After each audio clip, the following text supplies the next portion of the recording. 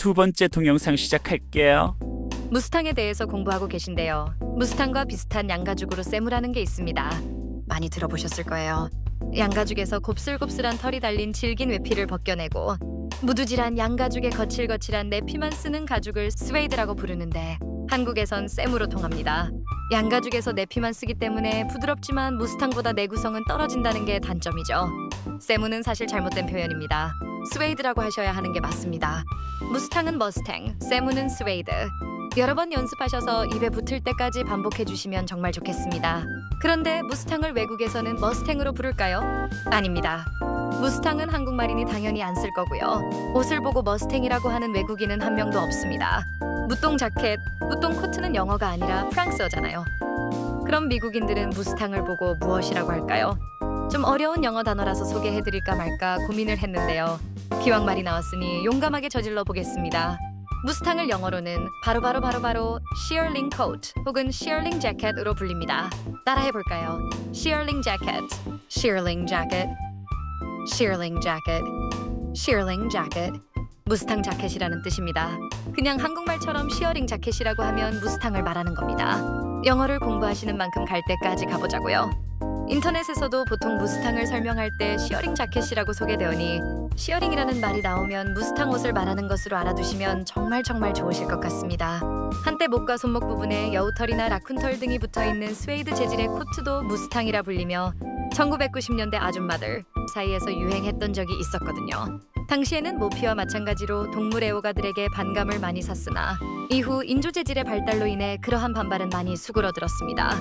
지금 나오는 무스탕, 즉 시어링 자켓은 진짜 양털이 아닌 인조 가죽이라는 뜻이지요. 재질이 가죽이다 보니 가죽의 질이 좋고 가공을 잘하는 등 정말 제대로 만든 방한 가죽 재킷은 100만 원 후반에서부터 300에서 400만 원의 지출은 각오하여야 했었지요. 한국에서는 남녀를 불문하고 방한성 좋은 패션 아이템으로 소비되고 있습니다. 특히 여성들에게 인기가 높은 이유는 여성들의 여리여리하고 부드러운 얼굴이나 몸매와 투박하고 부피감, 큰 무스탕이 크게 대비되어 언밸런스한 매력을 어필할 수 있다는 점으로 보인다는 것. 다만 과거처럼 부자들 전유물이란 인식은 더 이상 없는데요. 무게가 무겁고 요즘 부유층들은 고급차에서 내려 건물로 쏙 들어가 버리는 경우가 많아서 더 이상 무스탕을 입으며 보온성을 추구할 필요도 없고 야외 활동을 하더라도 더 가벼운 코트나 아웃도어, 패딩 등 더 가볍고 따뜻한 소재의 옷들이 넘쳐나기 때문입니다. 그래서 부유층들은 차라리 양복과 머플러에 더 돈을 투자한다고 합니다. 무스탕이 필요한 사람은 야외 활동을 많이 한다는 뜻이지요. 그러니 무스탕을 입으셨다고 자랑하실 수 있는 시대가 아니라는 것이지요. 상황에 따라 잘 판단하시기 바랍니다. 자, 여기까지 무스탕, 머스탱, 시어링 자켓에 관한 커먼 센스를 주제로 함께 공부해 보셨는데요. 모르고 계셨던 내용일 수도 있고요. 알고는 있었지만 잘못 알고 계셨던 내용도 있었고요. 몰랐으면 망신당하실 뻔한 이야기도 있으셨으리라 믿습니다. 오늘 동영상을 다시 한번 여러 번 돌려보시면서 내용을 충분히 숙지하시길 바라오며 오늘의 커먼 센스 잉글리시를 한글 우리말로 정리해 보겠습니다. 자, 여기까지. 그럼 오늘의 커먼 센스 잉글리시를 우리말로만 정리해 보겠습니다. 첫 번째, 무스탕은 양의 털이 붙어있는 가죽의 안팎을 뒤집어 가공하여 만든 외투입니다. 두 번째, 무스탕은 프랑스어로 양을 뜻하는 무똥에서 유래했지요. 세 번째, 6.25 전쟁 당시 호주군이 입었던 양털 재킷에 그려진 야생마 로고나 비행기 P-51 머스탱의 이름을 보고 한국 사람들이 무스탕이라 부르기 시작했다는 것. 네 번째, 현재는 동물 보호와 실용성을 위해 인조 가죽과 인조 털을 사용합니다. 이 이야기를 잘 기억해 두셨다가 가족이나 지인분들에게 공부하신 티를 팍팍 내주시길 바라겠습니다. 여기까지. 이 네 가지 오늘의 커먼센스 우리말 구문들을 한글로 잘 기억하고 계셨다가 무스탕 얘기나 머스탱 얘기나 양털 얘기나 울샴푸 얘기나 루이비통이나 똥 등의 얘기가 나오면 우리말로 이 네 가지 상식들을 총알 쏘듯이 다다다다 내뱉으시면 됩니다. 근데 지인분들 중에 이 네 가지 상식을 이미 알고 계신 분이 계신다면 그땐 오늘 공부하신 영어 단어들을 섞어서 다시 말씀하실 수 있으시면 됩니다. 우리가 영어 공부하시는 목적이지요. 전체 문장을 영어로 말씀하실 수 있으시면 얼마나 좋겠습니까마는 아직은 우린 하산할 때가 아닌지라 지금은 중요 영어 단어만 체크하셔서 한국어 문장에 넣어 말씀해 보시는 연습을 해주시기 바랍니다. 자, 이제 앞서 말씀드렸던 내용에다가 중요 영어 단어들을 커먼센스 구문 안에 넣어서 말씀드릴 테니 잘 듣고 따라해 보시면서 이해하시면 되겠습니다. 해볼까요? 첫 번째, 머스탱은 sheep의 fur가 붙어있는 레더의 inside and outside를 뒤집어 프로세스하여 만든 코알입니다.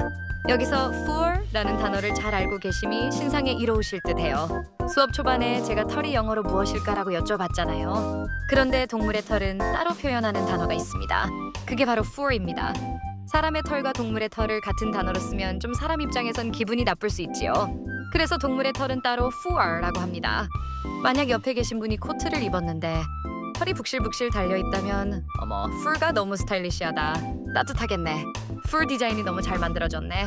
fur가 정말 윤기 있고 촘촘하게 박혀있네 라고 하시면 정말 좋습니다.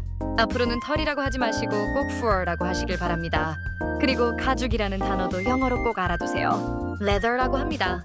따라해볼까요? leather, leather, leather, leather, leather, leather. 가죽이라는 말 대신 참 많이 쓰니 알아두시면 꼭 들으시거나 글자를 보실 일이 있으실 거예요. inside and outside는 우리말로 안과 밖이라는 반대말 표현입니다. 우리말은 딱 두 글자인데 영어는 꽤 길지요. 연습해봅시다. inside and outside, inside and outside, inside and outside, inside and outside, inside and outside. 안팎이라는 뜻입니다. 그리고 옷을 가공하다라고 할 때 process라는 표현을 씁니다.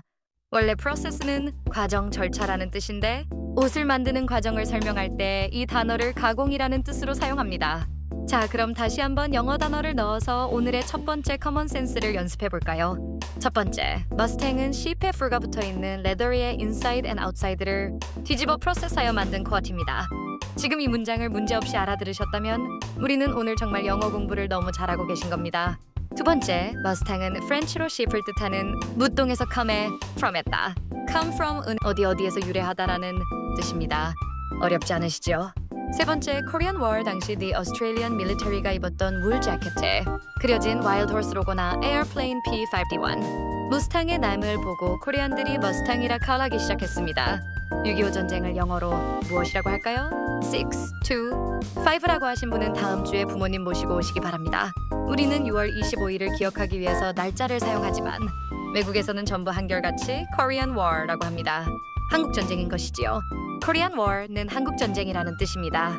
그 다음에 호주라는 나라를 영어로는 The Australia라고 합니다. 오스트리아가 아니라 오스트레일리아입니다.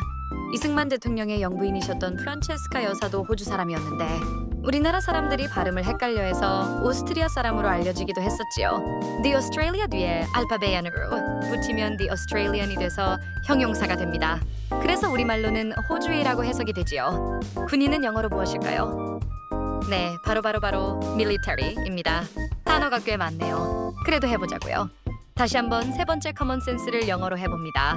세 번째, Korean War 당시 The Australian Military가 입었던 울 재킷이 그려진 와일드 호스 로고나 에어플레인 P-51 무스탕의 네임을 보고 코리안들이 무스탕이라 컬하기 시작했습니다. 잘 들리시나요? 네 번째, 현재는 동물 보호와 실용성을 위해 인조 레더와 인조 펄을 사용한다.